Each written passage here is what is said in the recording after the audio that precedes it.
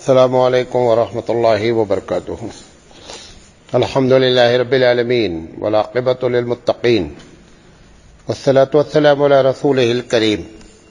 محترم حضرات، آج جمعرات ہے اور 4 مئی 2023۔ سوالات بہت سے آئے ہوئے تھے، بعض سوالات سمجھ میں نہیں آئے، ان کو بھی نہیں شامل کیا گیا ہے، اور بعض سوالات جو ہے وہ بڑے تھے اس لیے بھی شامل نہیں ہو سکے ہیں۔ جن لوگوں کے سوالات شامل نہیں ہوئے ہیں وہ انفرادی طور پہ جو ہے وہ سوال پوچھ سکتے ہیں۔ پوچھا گیا ہے کہ ایک واقعہ بیان کیا جاتا ہے مقررین کے ذریعے کہ جو عورتیں بے عمل ہیں اس کی وجہ سے 4 مرد کو جہنم میں اللہ تعالی ڈالے گا۔ یہ حدیث کس کتاب میں ہے؟ یہ من گڑت واقعہ ہے، کوئی ایسی حدیث نہیں ہے۔ اور ویسے بھی بتا دیں، اسلامی پالیسی میں یہ بات ہے کہ کسی کی وجہ سے کوئی آدمی جہنم میں نہیں جاتا ہے۔ ہاں، ایک آدمی اپنی ذمہ داری نہ نبھائے، سبب بن جائے تو ہو سکتا ہے اس کو گناہ ہو، لیکن یہ کہ محض ایک کے کرنے کی وجہ سے دوسرا آدمی جہنم میں جائے، ایسی اسلامی پالیسی نہیں ہے۔ ایک واقعہ اور پوچھا گیا ہے کہ ایک صحابی کے بارے میں یہ بات مشہور ہے کہ وہ جب ان کا آخری وقت آیا تو ان کی جان جو ہے وہ حلق میں اٹک گئی اور جان نکل نہیں رہی تھی۔ لوگوں نے آ کر کے اللہ کے رسول سے کہا کہ آپ ان کے لیے دعا فرما دیں، تو انہوں نے کہا جاؤ یہ معلوم کرو کہ ان کی ماں سے ان کے تعلقات کیسے ہیں۔ تو آ کر بتایا گیا کہ ماں سے بول چال نہیں ہے۔ تو انہوں نے کہا ماں جب تک معاف نہیں کرے گی تب تک اس کی جان نہیں نکلے گی۔ ماں نے کہا میں قطعی معاف نہیں کروں گی۔ پھر اللہ کے رسول صلی اللہ علیہ وسلم نے نفسیاتی طور پر علاج یہ کیا کہ آگ جلائی اور بولے تمہارے بیٹے کو اسی میں ڈال دیں گے تبھی مر جائے گا یہ۔ تو اس پر اس عورت نے کہا کہ اچھا میں معاف کر دیتی ہوں۔ یہ پورا واقعہ بیان کیا جاتا ہے، حالانکہ پورا واقعہ من گڑت ہے، کوئی ایسا واقعہ پیش نہیں آیا ہے۔ جو تحقیق ہے کہ اس واقعے کی کوئی حقیقت نہیں۔ میں یہ نہیں کہہ رہا ہوں کہ ماں کی نافرمانی کرے، لیکن جس انداز میں بات کی جا رہی ہے اس انداز میں کوئی صحیح حدیث موجود نہیں ہے۔ ہم لوگ بھی یہ بات بولتے رہتے ہیں، یہ تو آپ سوشل میڈیا کا زمانہ آیا تو لوگ ایک ایک نکال کر پوچھتے ہیں تو تحقیق کرنی پڑتی ہے۔ تقریروں میں ہم لوگ یہ کہتے ہیں کہ قیامت کے دن ایک ایک قبر سے 70 مردے اٹھیں گے۔ ایسی بھی کوئی حدیث نہیں ہے، ایسی بھی کوئی حدیث نہیں ہے۔ ایک صاحب نے ذاتی طور پہ سوال کیا ہے کہ مولانا صاحب آج کل آپ بال لمبے رکھ رہے ہیں، اس کی کوئی خاص وجہ ہے؟ تو میں نے ان کو ذاتی طور پہ جواب دیا تو پھر انہوں نے کہا نہیں آپ گروپ میں جواب دیجئے۔ صحیح بات یہ ہے کہ مجھے لمبے بال پسند نہیں ہیں، یہ ہماری بیوی کو اتنے پسند ہے ان کی وجہ سے ہم رکھتے ہیں۔ مولانا تھانوی رحمۃ اللہ علیہ کا ایک واقعہ ہے اور اسی کی وجہ سے حضرت تھانوی کا واقعہ یہ ہے کہ حضرت تھانوی کی 2 بیویاں تھیں۔ تو ایک بیوی نے حضرت تھانوی رحمۃ اللہ علیہ کے لیے عید کے موقع پر ایک بہت صدری ٹائپ اچھا سا اچکن کہلاتا تھا بنایا اور ملٹی کلر بنایا، خوب اس میں رنگ برنگے کلر تھے، اور انہوں نے یہ طے کیا کہ جس دن چاند نکلے گا نا اس دن ان کو دیں گے، سرپرائز دیں گے حضرت تھانوی کو۔ تو جب چاند نکل آیا تو اور ہاتھ سے پورا بنایا تھا بیچاری نے، تو انہوں نے کہا کہ یہ میں نے آپ کے لیے بنایا ہے اور آپ کو عید کے دن پہننا ہے۔ اب جیسے کوئی عالم جو ہے وہ ٹی شرٹ جینز اور پہن کر آ جائے تو کیا ہوگا، کتے بھوکنے لگیں گے نا۔ مولانا تھانوی رحمۃ اللہ علیہ کو ایک دم وہ کلر اچھا نہیں لگا، ملٹی کلر تھا اور وہ ایک عالم کے لیے شوبھا بھی نہیں دیتا تھا۔ تو حضرت نے بیوی کی بات رکھنے کے لیے، اس کے دل کو خوش کرنے کے لیے کہ روز تو یہ ہماری پسند کا پہنتی ہے، اگر ایک دن اس کی پسند کا ہم پہن لے تو پہننا تو ناجائز ہے نہیں، ٹھیک ہے مجھے نہیں پسند ہے، تو حضرت نے پہن لیا۔ اور جب عید کی نماز وہی تھانہ بن میں نماز پڑھاتے تھے، نماز پڑھانے جب گئے تو جب خطبہ دیے نماز پڑھائے تو لوگ ایک دم دنگ۔ اس کے بعد لوگوں نے پوچھ لیا، مولانا کہتے ہیں کہ جب میں پہن کے نکلا تو عجیب کیفیت میری ہو رہی ہے، کیونکہ وہ آدمی کبھی پہنا نہیں ایسا، لیکن بیوی کو خوش کرنے کے لیے انہوں نے کیا کر لیا، پہن لیا۔ تو وہ واقعہ میرے ذہن میں تھا، تو حالانکہ ہر ہفتے میں کہتا ہوں کہ بال چھوٹا کرانے جا رہا ہوں، تو بس وہ کہتی ہے نہیں بہت اچھا لگ رہا ہے، تو اس وجہ سے بال بڑھایا، اور ایسی کوئی بات نہیں ہے۔ مطلب آپ یہ سمجھے کہ کوئی سیزن ہے حدیث میں کہ اس مہینے میں بال بڑا کرو، ایسا کچھ بھی نہیں ہے۔ بہرحال پوچھا ہے صاحب نے کہ 4 چیزیں جب بچہ ماں کے پیٹ میں ہوتا ہے تو لکھ دی جاتی ہیں، اس کا کیا مطلب ہے؟ اس میں رزق ہے، موت ہے، کہاں مرے گا، نیک ہوگا یا بدبخت ہوگا، اس کا مطلب کیا ہے، اور یہ کس حدیث میں ہے؟ یہ بخاری کی حدیث ہے کہ جب بچہ ماں کے پیٹ میں ہوتا ہے تو یہ باتیں لکھ دی جاتی ہیں۔ تو ان کا سوال یہ ہے کہ جب اللہ نے یہ لکھ ہی دیا ہے کہ اس کو اتنا رزق ملے گا اور یہ نیک ہوگا یا برا ہوگا، تو اس بچے کا یا اس آدمی کا کیا قصور ہے؟ یہ تقدیر کا مسئلہ ہے۔ پورے تقدیر کے ایسے جتنے بھی سوالات ہیں، اس کا ایک چھوٹا سا جواب ہے۔ ڈاکٹر ایک کینسر کے پیشنٹ کو، مریض کو دیکھتا ہے، اور دیکھنے کے بعد یہ کہتا ہے کہ یہ 2 مہینے کا مہمان ہے، 2 مہینے میں یہ مر جائے گا، اور اس کو نہیں بتاتا ہے، لیکن اپنی ڈائری میں نوٹ کر لیتا ہے کہ یہ 2 مہینے کا مہمان ہے۔ وہ اتفاق سے 2 مہینے میں مر گیا۔ اب اس کے گھر والوں کو وہ ڈائری لگ گئی اتفاق سے، جس میں لکھا ہوا تھا کہ فلاں مریض 2 مہینے میں مر جائے گا۔ اب گھر والوں نے جب ڈائری دیکھی تو پولیس کیس کر سکتے ہیں کہ چونکہ انہوں نے کہا تھا اس لیے مر گیا؟ نہیں، اس نے اپنے ایکسپیرینس اور تجربے کی بنیاد پر یہ کہہ دیا کہ یہ مر جائے گا۔ غلط بھی ہو سکتا تھا۔ اللہ تعالیٰ جب ایسی باتیں کرتا ہے تو اپنے علم کی بنیاد پر کہ قیامت تک کیا ہونے والا ہے ہم اس دنیا میں، اسے معلوم ہے، لہذا اس نے یہ لکھ دیا ہے۔ اس نے یہ نہیں لکھا ہے کہ تم نیک بنو یا بدبخت بنو، یہ نہیں لکھا ہے اس نے ایسا سمجھ لیجئے کہ پوری فائل زندگی کی کھل گئی ایک آدمی کی۔ اب اس کے بعد آخر میں پوری زندگی میں جو اس نے کام کرنا ہے، اسی کو رب ذوالجلال نے کیا کر دیا ہے، اپنے علم کے مطابق لکھ دیا ہے۔ اللہ نے یہ نہیں کہا ہے نماز چھوڑو، اللہ نے یہ نہیں کہا ہے زنا کرو، یہ نہیں کہا ہے، بلکہ وہ بندہ، یہ کہہ لیجئے سمجھانے کے لیے بتا رہا ہوں کہ دو زندگی ہے۔ ایک زندگی جو سب سے پہلی زندگی تھی، اس کا یہ ری پلے ہے، دوبارہ یہ زندگی ہے۔ پہلی مرتبہ جب ہم زندہ ہوئے، حدیث میں بھی آتا ہے، قرآن کی بھی آیت ہے کہ الستُ بربکم، یہ اس وقت کا واقعہ ہے جب ساری دنیا پیدا کی گئی۔ حدیث پہ آتا آدم علیہ السلام کے داہنی طرف چونٹی کے مانند مخلوق اور بائیں طرف چونٹی کے مانند مخلوق، داہنی طرف دیکھتے تو خوش ہوتے، بائیں طرف دیکھتے تو روتے۔ تو داہنی طرف والے جنتی تھے اور بائیں طرف والے کیا تھے؟ جہنمی تھے۔ تو سوال یہ ہے کہ جنت اور جہنم کا فیصلہ تو ہو چکا ہے، اب آپ کوشش کر کے کیا کریں گے؟ نہیں، ایسا نہیں ہوا ہے۔ ہوا یہ ہے کہ پیدا کرنے کے بعد، جیسے 3 گھنٹے کی مووی ہے، 3 گھنٹے کی ایک فلم ہے، آپ نے فاسٹ لگا کر کے 3 منٹ میں مووی کو ختم کر دیا، دیکھ لیا پوری مووی، اور دیکھنے کے بعد اب اپنے بچے کے سامنے کہتے ہیں، جیسے وہ پلے کرتا ہے، آپ بتاتے ہیں کہ اگلا یہ ہونے والا ہے، اگلا یہ ہونے والا ہے۔ ارے ابا کو کیسے معلوم ہو گیا؟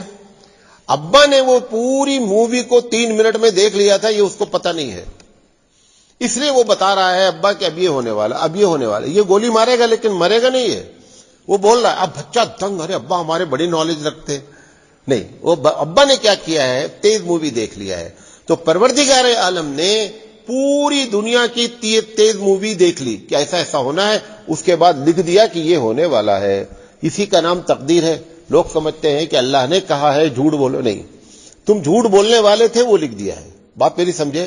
یہی معنی ہے کہ کیا کہتے ہیں، یہ جو 4 چیزیں لکھی جاتی ہیں، یہ تو گویا کہ ایک جملے میں جواب کیا ہوا، ڈاکٹر تجربے کی بنیاد پر فیصلہ کیا جس میں صحیح اور غلط دونوں ہونے کے چانس ہیں۔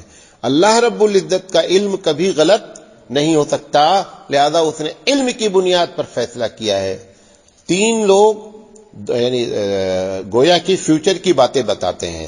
ایک تو علم والے بتاتے ہیں، ایک تجربے والے بتاتے ہیں، اور ایک مشین بتاتی ہے۔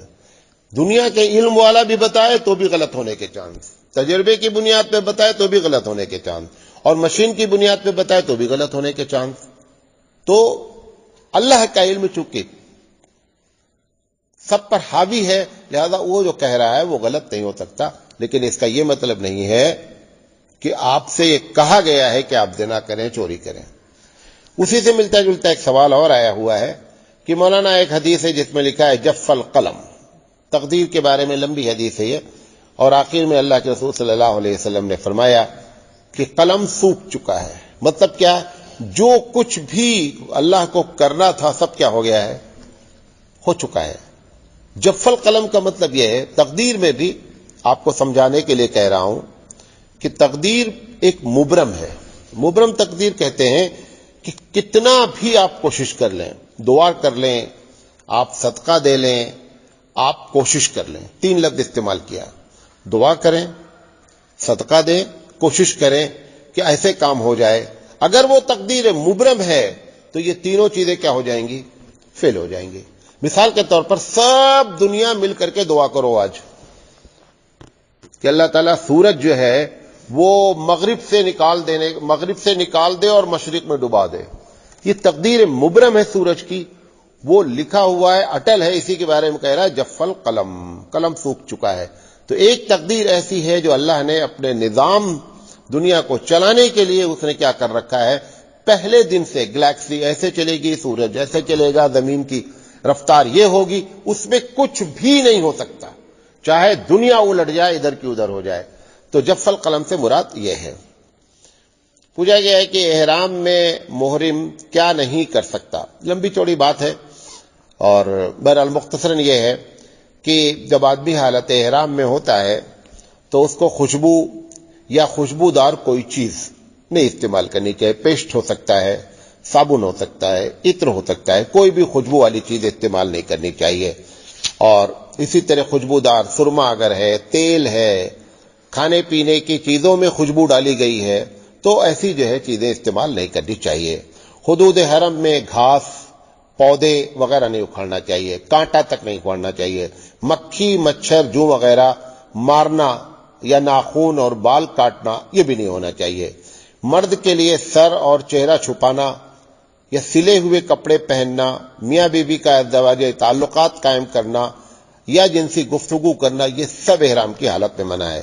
شکار کرنا، شکار کی طرف اشارہ کرنا، عورتوں کے لیے چہرے پر کپڑا ڈائریکٹ ڈال لینا، اسی طریقے سے مختلف قسم کے میک اپ کرنا، اور بدن کا میل کچیل، بعض لوگوں کی عادت ہوتی ہے نا ایسے کرتے رہتے ہیں، یہ احرام کی حالت میں جو سوئیاں بناتے ہیں نہیں بنانا چاہیے، سمجھے نہیں، یہ بھی منع ہے۔ پوچھا گیا ہے کہ اور بھی چیزیں ہیں، یہ کوئی نہیں ہے کہ میں حتمی بات کہہ دیا ہوں، یہ آپ کو ایک مختصراً بتا دیا ہوں۔ پوچھا گیا کہ سود کی رقم سود میں دی جا سکتی ہے یا انکم ٹیکس میں؟ یہ 12 سوال آیا ہے۔ سود 2 طریقے کا ہوتا ہے، ایک ہوتا ہے پرسنلی سود، ذاتی طور پر آپ نے کسی سے پیسہ لیا سود بھر رہے ہیں، ایک ہوتا ہے گورنمنٹ کو سود بھرنا جیسے بینک۔ تو سود کے بارے میں اصول یہ ہے کہ یرجع الشیء الی اصلہ، کہ وہ اپنے اصل کی طرف لوٹایا جا سکتا ہے۔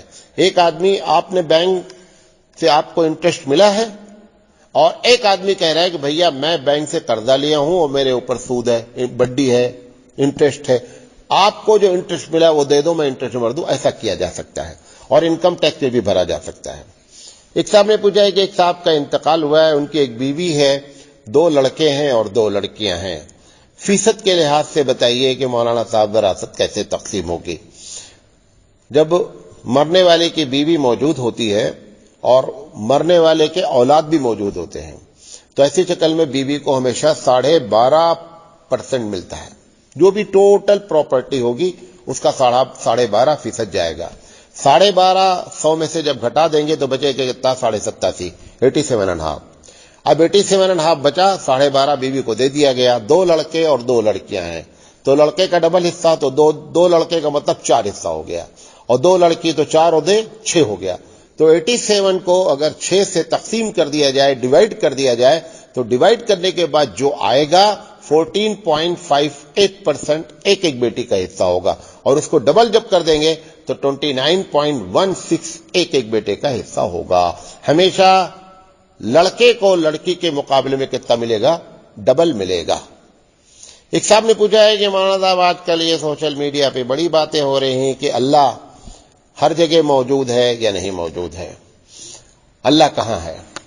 امام مالک رحمۃ اللہ علیہ سے یہ سوال کیا گیا۔ امام مالک رحمۃ اللہ علیہ نے جو جواب دیا وہی جواب آپ کو دے رہا ہوں۔ امام مالک رحمۃ اللہ علیہ نے فرمایا کہ جب کہا کہ اللہ تعالیٰ عرش پر بیٹھا تو انہوں نے کہا الاستواء معلوم، بیٹھنا کیا ہوتا ہے یہ بات معلوم ہے، والکیفیت مجہول، اس کی کیفیت کیا ہے یہ کسی کو نہیں معلوم ہے، والسؤال عنہا بدعۃ، اور اس کے بارے میں سوال کرنا بدعت ہے۔ یہ تو امام مالک کا جواب ہے، آپ کو سمجھانے کے لیے بتا رہا ہوں۔ یہ جو ہم بولتے ہیں نا کہ اللہ ہر جگہ موجود ہے، اس کا مطلب یہ ہوتا ہے کہ اللہ تعالیٰ اپنے علم کے لحاظ سے ہر جگہ موجود ہے، ذات کے لحاظ سے اس کا علم ہم کو صحیح نہیں ہے، اور یہی عقیدہ رکھ کر کے آپ اپنے آپ کو بچا سکتے ہیں۔ جتنا اس میں آپ زیادہ جائیں گے اتنا زیادہ کیا ہوتے جائیں گے؟ پریشان ہوتے جائیں گے۔ لائٹ ایک جل رہی ہے، ایک لائٹ جل رہی ہے، وہ کونے والا بیٹھا ہوا سمجھ رہا ہے کہ لائٹ صرف میرے لیے جل رہی ہے، اور اس کونے والا سمجھ رہا ہے کہ لائٹ میرے پاس جل رہی ہے، وہ سمجھ رہا ہے میرے پاس جل رہی ہے، حالانکہ لائٹ کہیں اور ہے۔ ایسے ہی رب ذوالجلال اپنے علم کے لحاظ سے پوری دنیا پر کیا ہے؟ حاوی ہے۔ اس لحاظ سے اگر آپ یہ کہتے ہیں اللہ ہر جگہ موجود ہے، علم کے لحاظ سے، ذات کے لحاظ سے واللہ عالم۔ پوچھا گیا ہے کہ آج کل کے حالات میں نوجوانوں کو کیا رول ادا کرنا چاہیے؟ سب سے پہلی چیز یہ ہے 3 کام کرنا چاہیے۔ سب سے پہلا کام یہ ہے تنہائی میں نیک بننے کی کوشش کریں۔ کیا کریں؟ جب اکیلے ہوں تو نیک بننے کی، گناہوں سے بچنے کی کوشش کریں، نمبر 1۔ نمبر 2، کوئی بھی فرض جان بوجھ کر نہ چھوڑیں، جو اللہ نے فرض آپ کے اوپر کیا ہے وہ نہیں چھوڑیں، اور جو چیز حرام کی ہے اس کے قریب نہ جائیں۔ اگر یہ اتنا کام کر لیا جائے تو ایسے حالات میں جنت آپ کے لیے کیا ہو جائے گی؟ انشاءاللہ پکی ہو جائے گی۔ حرام سے بچ جانا، تنہائی میں نیک رہنا، اور فرائض کو نہ چھوڑنا، لوگوں کے حقوق ادا کرنا زیادہ، یہ منمم چیزیں ادا کر لی جائیں تو بھی ایسے دور میں ایک نوجوان کے لیے کافی ہے۔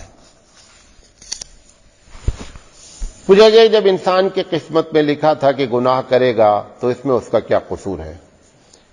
پھر وہی بات آئی، ہماری قسمت میں یہ لکھا تھا، اس لیے لکھا اللہ نے کیونکہ اس کو معلوم ہو گیا تم گناہ کرو گے۔ ڈاکٹر نے اپنے تجربے کی بنیاد پر جان لیا یہ مر جائے گا، ڈاکٹر نے مارا نہیں ہے، ڈاکٹر نے نہیں مارا ہے، ڈاکٹر نے صرف یہ کہا ہے کہ مر جائے گا۔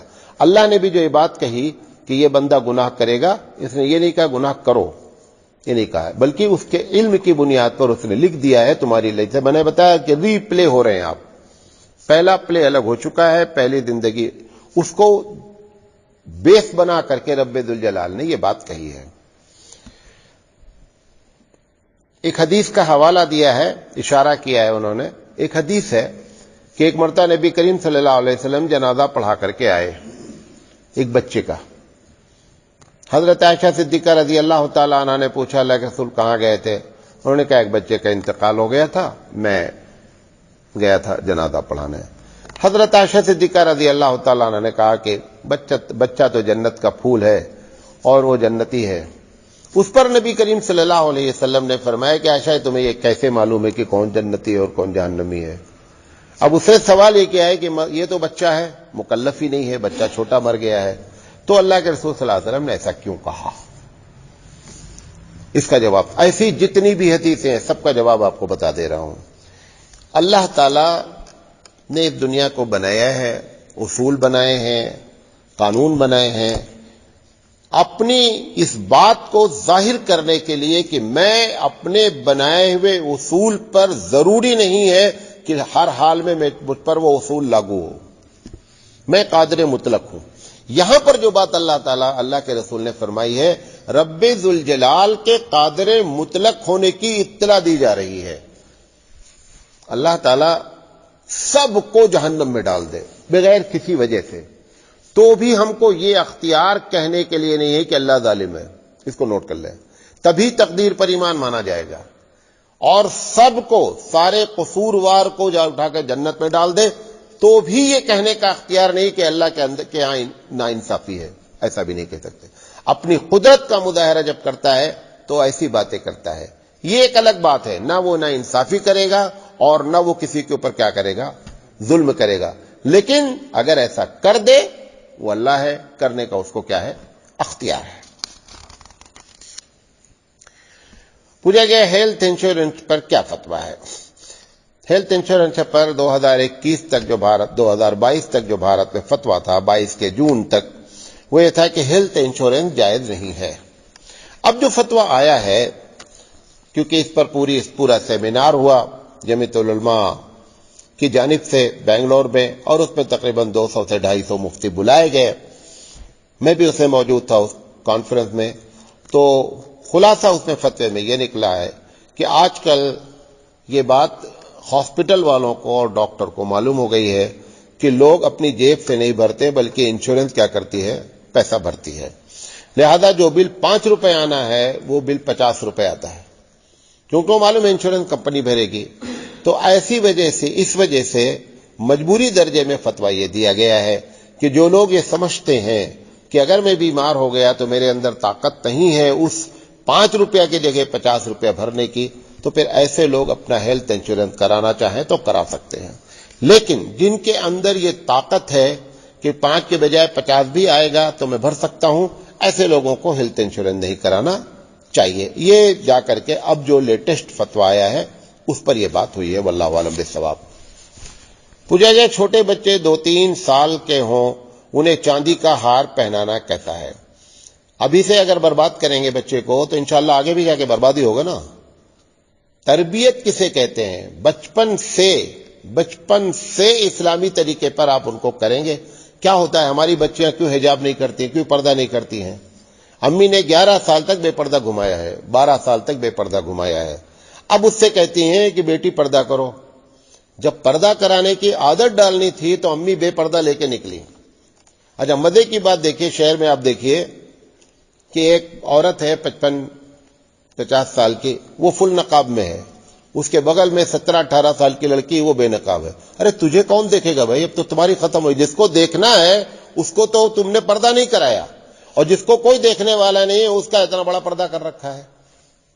عورت کو اسلام بوڑھا مانتا ہے، یہ بات معلوم ہے کہ نہیں آپ کو؟ مرد کو اسلام بوڑھا کبھی نہیں مانتا ہے. عورت کو کیا مانتا ہے کہ عورت بوڑھی ہو گئی. قرآن کی آیت ہے کہ اگر عورتیں نکاح سے نا امید ہو گئیں، یعنی ان کو اب پیریڈ آنا بند ہو گیا، تو ایسی عورتیں اگر چاہیں تو اپنے پردے میں تخفیف کر سکتی ہیں. گویا اسلام نے عورت کو بوڑھا مان لیا، مرد کو کبھی بوڑھا نہیں مانتا ہے. اچھا بے پردگی کرتا کون ہے؟ عورت. اور دیکھتا کون ہے؟ مرد. تو جس کو تو بوڑھا مانا ہی نہیں ہے، اس کو بوڑھا مانا ہی نہیں ہے. لہذا ابھی سے اگر آپ ایسا کریں گے، چاندی وغیرہ پہنائیں گے، تو یہ بڑا ہو کر کے بھی ویسے ہی کرے گا. آپ دیکھتے ہیں نا کہ بعض لوگ کان میں چھلا پہنے ہوئے ہیں، چین پہنے ہوئے ہیں گلے میں. یہ بتانا چاہتے ہیں کہ اللہ تعالیٰ آپ نے مجھے مرد بنا کر کے اچھا نہیں کیا ہے، میں تو لڑکی بننا چاہتا ہوں. یہ ساری ایکٹنگ کس کی کر رہا ہے؟ وہ لڑکی کی. اور سمجھ رہا میں فیشن کر رہا ہوں. آپ اللہ پر یہ سوالیہ نشان ڈال رہے ہیں کہ اللہ تعالیٰ مجھے وہی بنا دے. اب اللہ نے مرد بنایا، مرد رہو یار. مرد بنایا ہے، لڑکی بننا چاہتی ہیں. اچھا ان کو لڑکی بنا دیا، ان کو مرد بننے کا شوق ہے. دونوں الٹے کام کر رہے ہیں، کیونکہ جہنم کے بھرنے کا وعدہ ہے، جنت کے بھرنے کا وعدہ کوئی نہیں ہے. یوم نقول لجہنم هل امتلأت وتقول هل من مزید. اللہ تعالیٰ پوچھے گا جہنم سے بھر گئی؟ بولے گا اللہ اور ہے تو ڈالو، اور ہے تو ڈالو. تو یہ سب جہنم کے کام لوگ کرتے رہتے، جس کی وجہ سے جہنم کا وعدہ ہے. ایک فیس کریم آتی ہے، اس میں فیس کریم کا جو بیس ہے اور بہت سی چیزیں اسے ملی ہیں، ہربل ہے، تو اس میں کوئلہ ملایا ہوا ہے. کوئلہ ہوگی ریسرچ کہ کوئلے کے ذریعے جو ہے وہ کچھ ہوگا ڈرامہ اپنا. تو اب وہ صاحبہ نے پوچھا ہے کہ کوئلہ کا استعمال حدیث میں منع ہے کہ کوئلہ نہیں لگا سکتے. تو میں نے ان سے کہا کہ آپ وہ حدیث بھیج دیجئے تو ہم بھی دیکھ لیں, ہمارے علم میں تو نہیں ہے.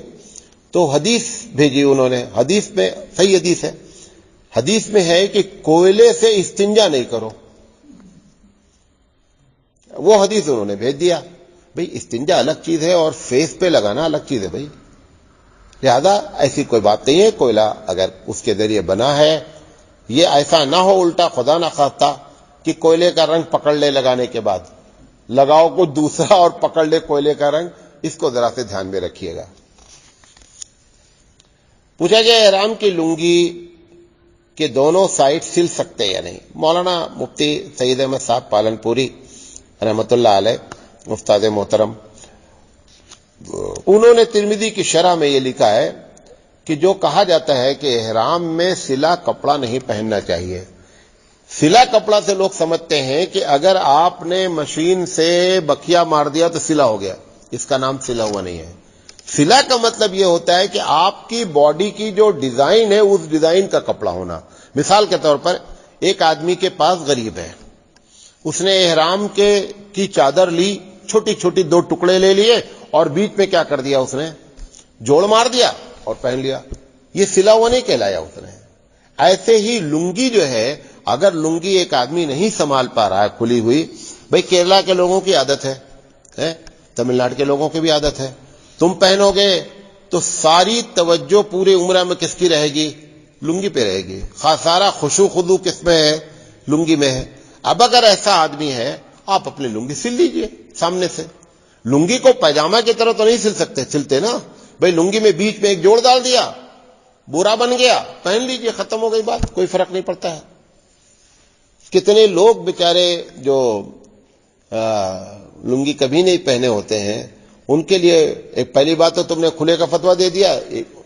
کم سے کم لنگی ہی پہننا ان کے لیے ہر 5 منٹ کے بعد وہ اٹھاتے رہتے ہیں, اور آپ نے ایسے آدمی کو فتویٰ دے دیا کہ صاحب آپ کھلی ہوئی پہنے, تب بیچارہ کیا عمرہ کرے گا. لہذا یہ مسئلہ غلط مشہور کیا گیا. پوچھا گیا ایصال ثواب کی نیت سے قرآن پڑھنے والے کو ثواب ملے گا یا کہ نہیں. دیکھیں ڈائریکٹ تو ہمارے پاس کوئی ایسی حدیث ہے نہیں.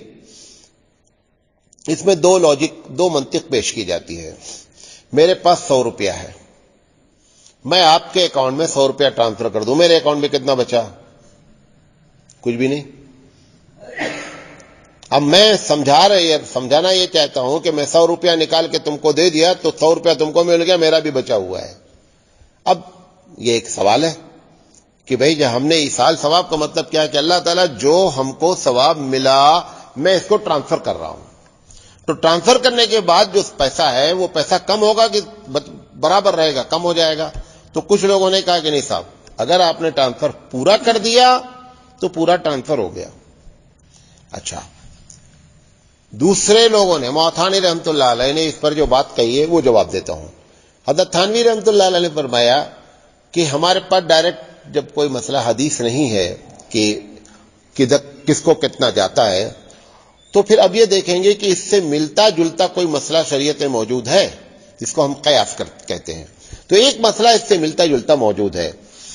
اللہ کے رسول صلی اللہ علیہ وسلم نے فرمایا جب کوئی آدمی حج بدل کرتا ہے, مطلب میں حج بدل کر رہا ہوں اپنے والد صاحب کی جانب سے, یا میں حج بدل کروا رہا ہوں اپنے والد کی جانب سے, تو 3 لوگ ہوئے نا. والد کی جانب سے حج بدل, میں پیسہ خرچہ کر کے کروا رہا ہوں اور آپ کر رہے ہیں. تو اللہ کے رسول صلی اللہ علیہ وسلم نے فرمایا کہ تینوں کو حج کا ثواب ہوگا. اور حج کتنا ہوا ہے, 1 ہوا ہے. اس بنیاد پر اللہ کی ذات سے فضل سے یہ امید رکھی جاتی ہے کہ اگر ثواب ایصال ثواب کوئی بھی چیز ہو, قرآن ہی نہیں کوئی بھی چیز ہو, آپ جب ٹرانسفر کریں گے تو اللہ تعالیٰ چونکہ رحمان ہے, رحیم ہے, تو اتنا آپ کے اکاؤنٹ میں بچا رہے گا. لیکن اس پر ہمارے پاس قیاسی دلیل ہے, ڈائریکٹ کوئی دلیل موجود نہیں ہے. پوچھا گیا کہ باپ اولاد کو پراپرٹی میں کم زیادہ کر سکتا ہے اور کیا اس کا ایسا کرنا گناہ ہے. جب زندگی میں باپ پراپرٹی دیتا ہے کسی کو تو یہ وراثت نہیں ہوتی ہے, یہ گفٹ ہوتا ہے. باپ کو چاہیے کہ اولاد کے درمیان میں ناانصافی نہ کرے. لیکن اگر باپ یہ سمجھتا ہے کہ یہ لڑکا ویل سیٹلڈ ہے، اس کی آمدنی اچھی ہے، یہ چھوٹا والا بچہ بہت کمزور ہے، اس بنیاد پر وہ چھوٹے والے کو کچھ زیادہ دے رہا ہے اور بڑے والے کو کم دے رہا ہے، تو اس کو چاہیے اخلاقی لحاظ سے کہ سارے بچوں کو بٹھا کر کے یہ بات بتا دے کہ دیکھو یہ تمہارے بھائی کو ہم زیادہ اس لیے دے رہے ہیں کہ یہ بیچارہ پریشان ہے. اور اگر بھائی لوگ انکار کر دیں تو بھی باپ کو اپنی ملکیت میں تصرف کا اختیار ہے، یعنی باپ چاہے تو کر سکتا ہے، کرنا نہیں چاہیے. اگر نا انصافی ہو رہی ہے تو برابری کر دے. اور اگر بانٹ رہا ہے تو اس میں لڑکی اور لڑکے کو بھی ایک فتویٰ ہے کہ دونوں کو برابر دے. مر جائے گا تو پراپرٹی شریعت کے لحاظ سے بٹے گی، زندگی میں اس کو چاہیے کہ برابر دے. کچھ لوگوں نے کہا ہے کہ زندگی میں ویسے بانٹ دے جیسے مرنے کے بعد اس کو جتنا حصہ ملنا تھا، اگر اس لحاظ سے بانٹ دے تو ایسا بھی کر سکتا ہے. تو تین شکل ہو گئی. ایک شکل یہ ہو گئی مصلحت کی بنیاد پہ کم زیادہ کر دے. ایک شکل یہ ہو گئی کہ مرنے کے بعد جو حصہ اللہ نے رکھا ہے اس لحاظ سے کیا کر دے، بانٹ دے، لیکن وراثت نہ جانے اس کو، یہ جانے کی گفٹ ہے. اور تیسرا یہ ہے کہ سب لوگوں کو برابر برابر بانٹ دے. واللہ عالم.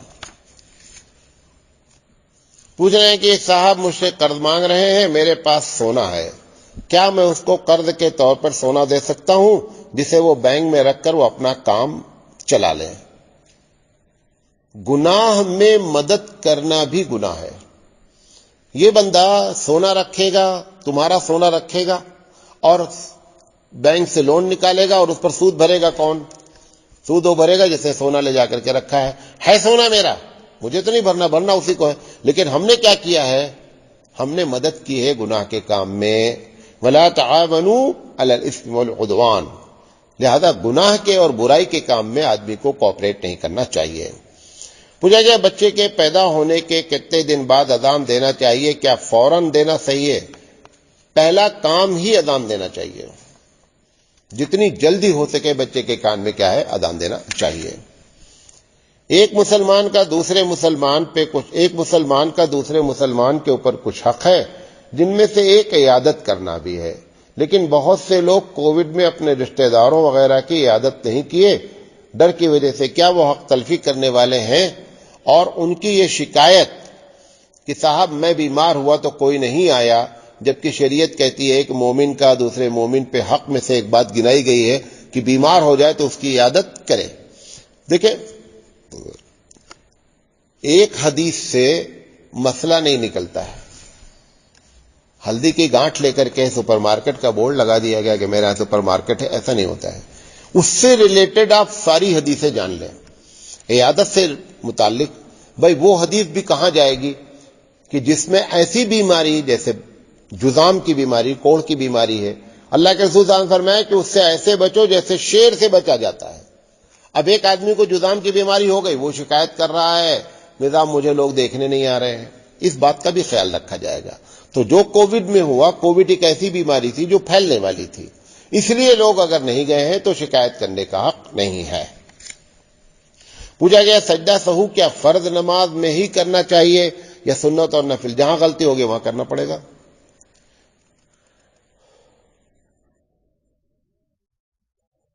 ایک صاحب نے کہا کہ مولانا صاحب آپ نے پہلے سیرت النبی کے عنوان پر تقریر کی ہے، آپ کو معلوم ہے کہ سیرت النبی کے عنوان پر 300 گھنٹے بات کی گئی ہے. کتنا؟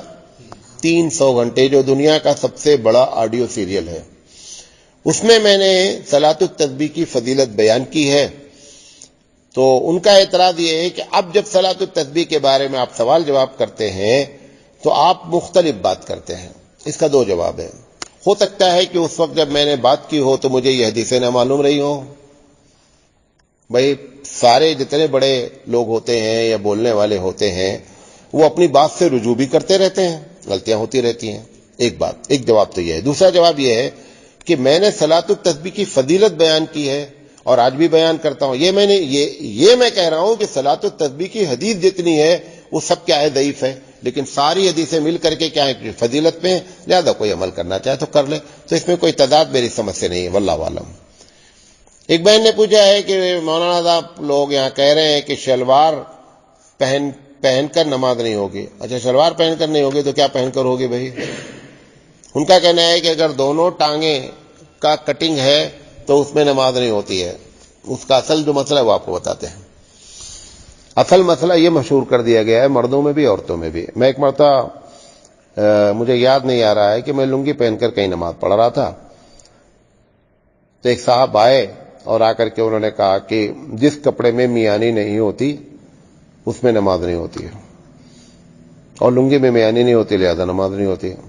ہم نے کہا اللہ کے رسول صلی اللہ علیہ وسلم زندگی کے اکثر و بیشتر حصے میں کیا پہنے ہیں؟ لنگی باندھتے تھے. یہ لوگوں نے مشہور کیا کہ جس میں میانی نہیں ہوتی اس میں نماز نہیں ہوتی. یہ بات غلط ہے. تو وہی شاید شلوار والی بات ہو گئی ہوگی کہ ہو سکتا ہے اس میں میانی نہ رہی ہو, تو لہذا کیونکہ سبھی آپا تو مفتی بن گئی ہیں اس وقت. بڑا ایک مسئلہ تو یہ ہو گیا ہے نا, ابھی ہم لوگ مرد لوگ ہی مفتی کیا کم تھے, اب جو بھی ذرا سے درس جا رہی ہیں, کہیں تعلیم جا رہی ہیں, سب مفتیاں بن گئی ہیں, مفت کے فتوے دے رہی ہیں, جو دل چاہتا ہے بولتی رہتی ہیں. پوچھا جاندار کی تصویر والے کپڑے پر نماز ہوگی یا نہیں؟ اگر نماز پڑھ لی تو کیا لوٹا؟ نماز تو ہو جائے گی لیکن مکروہ ہوگی. ایک صاحبہ نے پوچھا کہ میرے بھائی ٹی ٹی ہیں, یعنی ٹی ٹی جو ٹرین میں چلتے ہیں, اور مجھ سے کہہ رہے ہیں کہ میرے ساتھ تم چلو اور تم کو ٹکٹ لینے کی ضرورت نہیں ہے, میں دیکھ لوں گا. تو میرا ایسا کرنا کیسا؟ ایک دم ناجائز ہے. ٹرین ٹی ٹی صاحب کی نہیں ہے نا, کہ ٹرین ٹی ٹی صاحب کی ہے. ٹرین کے مالک اگر ٹی ٹی صاحب ہوں تب تو یہ کہی جا سکتی ہے بات, تو یہ غلط ہے. حضرت تھانوی کا ایک واقعہ ہے. حضرت تھانوی رحمۃ اللہ علیہ غالباً دیوبند سے سہارنپور یا کہاں جا رہے تھے, تو پہنچے تو ٹرین چھوٹنے والی تھی, ٹکٹ لینے کا ٹائم نہیں تھا, اور چھوٹی ٹرین ہوتی تھی. تو دیوبند میں جو پہلے تو اب تو خیر نیا بن گیا اسٹیشن, تو وہ آخری ڈبہ ایک دم گیٹ کے پاس تھا. اب مولانا وہ اتفاق سے گارڈ صاحب مسلمان تھے, انہوں نے حضرت کو دیکھ لیا, رہے حضرت آئیے آئیے, انہوں نے کہا میں نے ٹکٹ نہیں لا رہے. بیٹھے ٹکٹ کیا کریں گے. اب مولانا کو بٹھا لیا انہوں نے, تو انہوں نے کہا کہ بھئی آپ میرا ٹکٹ بنا دیجئے. انہوں نے کہا حضرت میرے ہوتے ہوئے وہ میں ٹکٹ, مولانا نے بہت کہا, تو انہوں نے کہا مجھے آگے جانا ہے. تو انہوں نے کہا کہ وہ آگے والے ٹی ٹی کو میں بتا دوں گا, وہ بٹھا لے گا, وہ لے جائے گا. تو مولانا نے کہا مجھے اور آگے جانا ہے. تو انہوں نے کہا وہ اس کو بتا دے گا. مولانا نے کہا بھئی اس کے آگے بھی جانا ہے مجھے. تو پوچھا جانا کہاں ہے؟ کہا وہاں جانا ہے, وہاں اوپر جانا ہے, وہاں کون چلے گا ہمارے ساتھ؟ بہرحال چونکہ تھوڑی دیر کا راستہ تھا, 30-40 منٹ کا, وہ سہارنپور آ گئے. وہ انہوں نے لے جا کر کے گیٹ پار کرا دیا. اب مولانا تھانی رحمۃ اللہ علیہ کو بڑی الجھن کی, ٹرین سے آیا گیا اور پیسہ دیا نہیں گیا. حضرت نے کیا کیا کہ سہارنپور اتر کر کے سہارنپور سے دیوبند کا ٹکٹ لیا اور ٹکٹ پھاڑ کے پھینک دیا کہ سرکار کے خزانے میں اتنا پیسہ چلا جائے. آج آپ کیا کر رہے ہیں؟ سرکار کو نقصان پہنچ جائے تو مسلمان سمجھتا نہیں کچھ ہوا ہی نہیں ہے, ٹھیک ہے. کتنے لوگ ہیں بجلی کا بل گھما لیتے ہیں, کچھ ایسا لگا دیتے ہیں کہ میٹر ہی نہیں چلتا ہے, اور میٹر بات تو اتنے ہوشیار ہے کہ الٹا میٹر چلنے لگتا ہے. فریج گھر پورا چل رہا ہے, میٹر کیا چل رہا ہے؟ میٹر الٹا چل رہا ہے, اور یہ سمجھ رہے ہیں کہ میں بڑا ثواب کا, اور نماز پڑھیں گے پہلی صف میں آ کر کے. ان چیزوں کو لوگ دین جانتے ہی نہیں ہیں. یہ ساری چیزیں حرام ہیں. یہی وجہ ہوتی ہے کہ ہماری عبادتوں میں روحانیت نہیں آتی ہے. جب تک آدمی دیکھیں گناہ سے نہیں بچے گا, تب تک زندگی میں آپ جتنا چاہیں عبادت کر لیں, عبادت کا ثواب بھلے مل جائے, لیکن عبادت جو انسان کو اندر سے چینج کرتی ہے نا, وہ چینج کی کیفیت نہیں آئے گی. چینج اس وقت ہوگا جب بندہ گناہ سے بچے گا. پوچھا گیا اگر کسی عورت کا طلاق ہو گیا ہے, پھر دوبارہ اس کا شوہر اسی سے اگر نکاح کرنا چاہے تو اس کا کیا حکم ہے؟ اگر اس نے 2 طلاق یا 1 طلاق دی ہے تو دوبارہ نکاح کر لے, رہ لے, کوئی مسئلہ ہی نہیں ہے. اور اگر 3 طلاق دے چکا ہے تو اب وہ اس آدمی سے وہ شادی نہیں کر سکتی. اگر کرنا ہے تو وہ عورت کسی دوسرے سے شادی کرے, حتی تنکح زوجا غیرہ, اور پھر وہ اس کو طلاق دے, طلاق لیا نہ جائے, طلاق دے, اور پھر وہ پہلے شوہر سے شادی کرنا چاہے تو کر سکتی ہے. ایسا کرتے نہیں ہیں لوگ, یہ الگ بات ہے. پوچھا گیا ہے کہ کیا شہد مہینے میں صرف 2 ہی مرتبہ کھانا چاہیے؟ ایک کتاب ہے اس کا نام سنا ہے عورت, نہیں سنا؟ سنا ہی نہیں سنا؟ آپ سے پوچھ رہا ہوں. توریت کے وزن پر ایک کتاب اوریت ہے، عورتوں نے لکھا ہے، چھپتی نہیں ہے، سب کو یاد ہے. یہ وہ سب وہاں کے مسئلے ہیں. ارے شاید ڈیلی کھاؤ یا 3 مرتبہ کھاؤ، 2 مرتبہ کھاؤ، کوئی وجہ ہونی چاہیے. 1100 سال ہو گیا بھارت میں اسلام آئے ہوئے اور یہ سب مسئلے ابھی تک کلیئر نہیں ہوئے ہیں.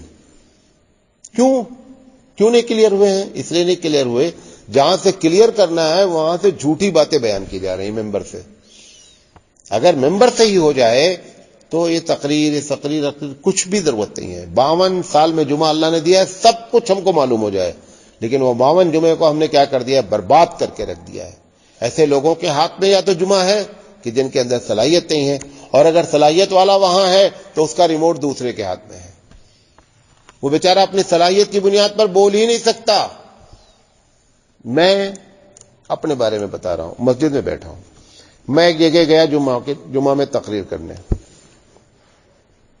جب میں تقریر کے لیے جانے لگا، دو صف پہ بیٹھا تھا، جانے لگا تو ایک صاحب نے پرچہ پکڑا ہے مجھے، کہا یہ پرچہ پڑھ لیجئے پھر مولانا صاحب تقریر کیجئے گا. میں دیکھا پرچے میں پہلا لکھا تھا کہ حسب ذیل عناوین پہ تقریر نہ کریں، یعنی نیچے لکھے ہوئے جو ٹاپکس ہیں ان پر تقریر نہ کریں. اس میں سب سے پہلا جملہ لکھا تھا کہ قرآن کو موضوع نہیں بنائیے گا، قرآن پہ تقریر نہیں کیجیے گا. تو ریموٹ کس کے ہاتھ میں ہے؟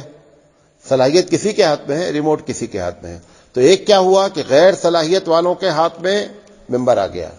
دوسرا کیا ہوا، اگر صلاحیت والا خدا نہ خواستہ پہنچ گیا تو اس کا ریموٹ آن آف کہاں ہو رہا ہے؟ دوسری جگہ سے ہو رہا ہے. لہذا ہم مسلمانوں کو بات معلوم ہی نہیں ہو پاتی ہے، صحیح باتیں معلوم ہو پا رہی ہے. اسی طریقے سے ایک سوال آیا ہے کہ میں شافعی مسلک سے تعلق رکھتا ہوں، کبھی کبھی جب میں حنفی مسلک کے پیچھے جماعت سے نماز پڑھتا ہوں تو مجھے بہت تکلیف ہوتی ہے اس بات کی کہ احناف کی مسجدوں میں صف میں خلل ہوتا ہے اور صفیں سیدھی نہیں رہتی ہیں. کیا حنفی مسلک میں اس کی کوئی گنجائش ہے؟ اس کا کوئی الگ سے مسئلہ ہے یا اس کی کیا وجہ ہے؟ یہ ایک حقیقت ہے، میں بھی 100% اس سے اتفاق کرتا ہوں. آپ ساحل کے علاقے میں چلے جائیے، منگلور ہے، کاروار ہے، بھٹکل ہے، کیرلا ہے، آپ اگر ایک جگہ کھڑے ہو جائیں نا تو معلوم ہوتا ہے کہ مسلمان سب سے کھڑا ہے. کیسے کھڑا ہونا چاہیے؟ ہمارے یہاں حناف کی مسجدوں میں چاہے وہ دیوبند ہو اور چاہے وہ لکھنؤ ہو اور چاہے ہبلی ہو، پوری طریقے سے صف کی کوئی پابندی نہیں ہے. میں تو عربوں میں رہا، عرب تو جیسے، اس کی وجہ کیا ہے؟ 2 وجہ ہے. جو امام بنا ہے اس کو امام کی ٹریننگ نہیں دی گئی ہے، اسے پتہ ہی نہیں ہے امامت کیسے ہوتی ہے. وہ قرآن اس کو یاد ہے یا قرآن کے چند صورتیں یاد ہے، لہذا وہ امامت کر رہا ہے. عرب میں دیکھتا ہوں جیسے ہی کھڑا ہوتا ہے، مؤذن نے ختم کیا تکبیر، اس سے پہلے وہ پلٹ کے کھڑا ہو جاتا ہے، اچک اچک کے دیکھتا ہے کہ صفیں سیدھی ہے کہ نہیں. ہمارے امام صاحب کبھی زندگی میں نہیں دیکھتے، نہ پوچھتے ہیں. کھڑے ہیں، جیسے مؤذن صاحب نے تکبیر ختم کیا، اللہ اکبر، پیچھے کھڑا ہے، بچہ کھڑا بیچ میں آ کے کھڑا ہو گیا ہے. صف میں جو ہے وہ کتنا فرق ہے، فاصلہ کچھ بھی نہیں ہے. یہ ایک بہت بڑی ٹریجڈی ہے ہم احناف کی مسجد میں. میں نے تو کسی مسجد میں، 1-2 مستثریٰ میں نہیں کر رہا ہوں، کسی مسجد میں میں نہیں دیکھا کہ سب پر کسی طرح کی توجہ دیں ہم لوگ. اور امام شافعی رحمۃ اللہ علیہ کا میں نے دیکھا جتنی مسجدیں ہیں اتنا خوبصورت منظر ہوتا ہے کہ اگر آپ پیچھے سے دیکھ لیں تو سب کی ایڑیاں ایک جگہ. ہمارے ہاں جس کا جہاں جی چاہے کھڑا ہے، احسان یہ ہے کہ نماز پڑھنے آ گیا ہے، بس اسی پہ ہم بہت زیادہ جو ہے وہ خوش ہیں. بہرحال یہ غلطی ہو رہی ہے. پوچھا گیا اگر غصے میں اپنی بیوی سے کہا کہ میں قسم کھاتا ہوں کہ آج سے بات نہیں کروں گا تو اس کا کیا حکم ہے؟ کیا طلاق پڑ جاتی ہے؟ ایسے طلاق نہیں پڑتی ہے. یہ الفاظ جو ہے نا طلاق کنایہ کے بھی نہیں ہے. انشاءاللہ زندگی رہی تو طلاق کنایہ پر بات کریں گے کہ کن کن الفاظوں سے طلاق کنایہ کہلاتی ہے. بہرحال اس سے کچھ بھی نہیں ہوتا ہے، اور جو باتیں آئی تھی بیان کر دیا. وآخر دعوانا الحمدللہ رب العالمین. سبحان اللہ و بحمدہ، سبحانک اللہم و بحمدک، اشہد ان لا الہ الا انت، استغفرک و اتوب الیک.